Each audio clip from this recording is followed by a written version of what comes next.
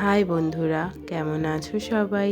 Sharmistha story 360-র একটি নতুন ব্লগে তোমাদের সবাইকে স্বাগত জানাই।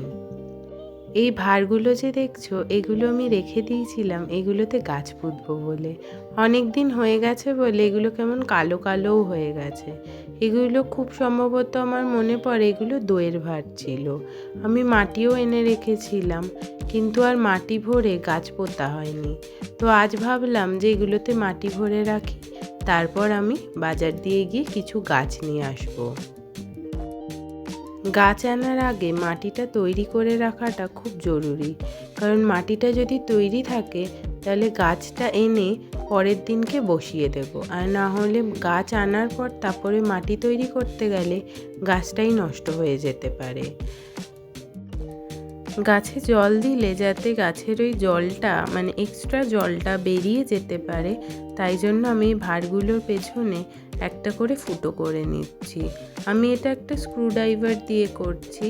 এই ছোট ভাঁড়টাতে আমি একটা ফুটোই করব, আর অন্য ভাঁড়গুলোতে ভাবছি 3টে করে ফুটো করে দেব, 3টে অথবা 2টো, কারণ ওই ভাঁড়গুলো বেশ বড় বড় আছে। ভিডিওতে অনেকটা ছোট লাগছে, কিন্তু বেশ বড় ভাঁড়গুলো। এই দেখো, একটা ফুটো করা কমপ্লিট। কিন্তু এইভাবে স্ক্রুড্রাইভার দিয়ে ঘুরিয়ে ঘুরিয়ে ফুটো করাটা সত্যিই খুব কষ্টকর। এভাবে করতে গিয়ে প্রচণ্ড হাতে লাগছিল। আমি অনেকক্ষণ ধরে চেষ্টা করছিলাম এইটাকে ফুটো করার জন্য, কিন্তু এটার পরতটা এতটাই মোটা, ছোটোটা অনেকটা পাতলা ছিল, কিন্তু এই বড় ভাঁড়টার পরতটা এতটাই মোটা যে কিছুতেই হচ্ছে না। তাই জন্য আমি ভাবলাম যে ওপর দিয়ে একটা যদি কিছু ভারী কিছু দিয়ে আঘাত করি তাহলে হয়তো সুবিধা হবে। এখানে যদি আমি এখন হাতুড়ি ইউজ করতাম তাহলে মনে হয় এটাই ভেঙে যেত। তো আমি একটা ছোট্ট পাথরের টুকরো নিয়ে এসেছিলাম, তো ওটা দিয়েই ধীরে ধীরে করে মারছিলাম যাতে এটা ভেঙে না যায়। এভাবে আস্তে আস্তে করে ঠুকছিলাম। সত্যিই দেখলাম ওটা আস্তে আস্তে করে ভেতর দিকে ঢুকে যাচ্ছে। বেকার এতক্ষণ ধরে এত কসরত করলাম। এই যে একটা ফুটো হয়ে গেল। তো এটাই মনে হয় না একটা ফুটোয় কাজ হবে, তাই জন্য আমি পাশাপাশি আরও 2টো ফুটো করে নেব। মোট আমি এটার পেছন দিকে 3টে ফুটো করব। আমি জানি না অনেক বেশি হয়ে যাচ্ছে কিনা, কিন্তু আমার মনে হলো যে জল বেরাবার জন্য 3টে ফুটো লাগবে।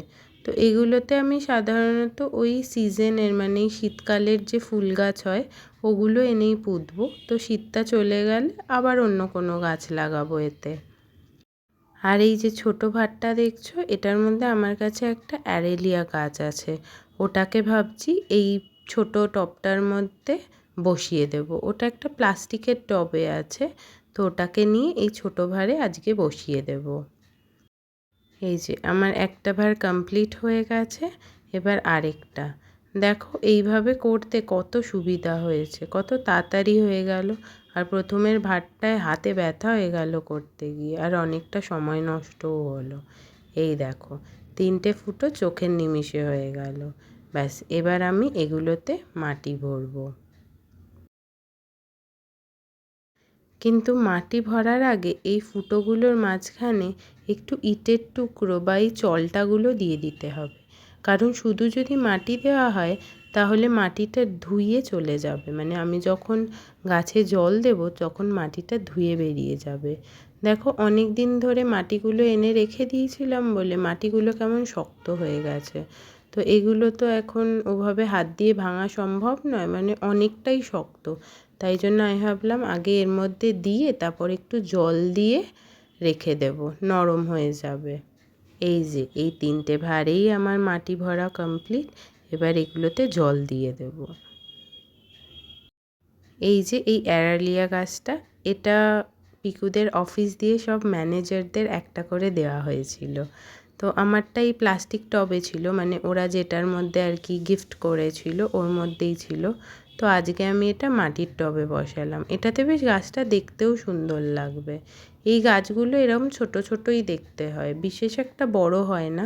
কিন্তু এগুলো যদি অনেক পুরনো হয় ওই বনসাই গাছের মতো দেখতে হয়। গোড়াগুলো অনেকটা মোটা হয়ে যায়, এই রকম টাইপের, আর খুব ঝাঁকড়ালো হয়। এই গাছগুলো কিন্তু দেখতেও খুব সুন্দর লাগে ছোটোর মধ্যে। এই যে আমি মাটিটা দিয়ে দেব যাতে গাছটা ঠিক মতো ধরে যেতে পারে। এটা যদি আরেকটু বড় পাত্রে বসানো হয় তাহলে আরও ভালো হয়। আপাতত এটাতে থাক, আমি আবার কখনো এরকম কিছু পেলে সুন্দর দেখে কোনো ভারে বসিয়ে নেব। এই যে গাছটা আমি বসিয়ে নিয়েছি। এই ভাতটাও কিন্তু কেমন একটা কালো কালো হয়ে গেছে। ইচ্ছা আছে এই ভাতটার মধ্যে একটু কারুকার্য করার। আগে এই গাছটা এই ভারে ধরে যাক, মানে ওর জায়গা তো চেঞ্জ হয়েছে, তাই জন্য আগে এই জায়গাতেও বসে যাক, তারপরে আমি এই ভাতটাতেও কিছু একটা করব, যাতে এটা দেখতে আরও বেশি সুন্দর লাগে। এবার একটু জল দিয়ে দিই। গাছ বসানোর পর অল্প অল্প জল দিয়ে রাখতে হয়। জল দিয়ে তারপর আমি একটু হালকা রোদে বসিয়ে রাখবো।